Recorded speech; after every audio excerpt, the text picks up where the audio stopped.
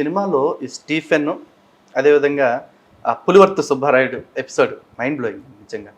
ప్రతి అంటే అన్నం తింటున్న ప్రతి ఒక్కడు కూడా దానికి కనెక్ట్ అవుతాడు. పొద్దు నుంచి సాయంత్రం దాకా దశమ భాగాలు తినేవాడు, లేకపోతే ఇంకా దరిద్ర భాగాలు తినేవాడు ఎవడని ఉంటే అడిగి ఎప్పటికీ కనెక్ట్ అవుతుంది.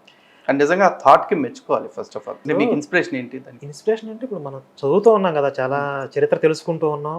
అలాంటి క్యారెక్టర్లు పూర్వం మన పూర్వీకుల్లో చాలా మంది ఉండే ఉంటారు. అయితే నేను దాన్ని అసలు విజువల్గా నా ఇమాజినేషన్లో దాన్ని స్పెషల్గా షూటింగ్ చేయాలనుకున్నా.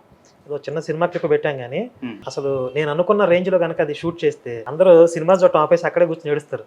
ఓకే, అంటే బడ్జెట్ లేకనా లేకపోతే వేరే కారణాల చేత మీరు అనుకున్నట్టు అంటే అది క్రియేట్ చేయడం దానికోసమే చాలా బడ్జెట్ పెట్టాలి. ఓకే, ఇప్పుడు ఆ రోజుల్లోకి వెళ్ళి ఆ యుద్ధ వాతావరణం కానీ ఆ అట్మాస్ఫియర్ క్రియేట్ చేయడం కానీ అదంతా కొంచెం బడ్జెట్, కొంచెం సీజీ వర్క్ కూడా బాగా అవసరం పడుతుంది కాబట్టి అంత ఖర్చు పెట్టలేక ప్రస్తుతానికి అంత సింపుల్గా మేనేజ్ చేశాం.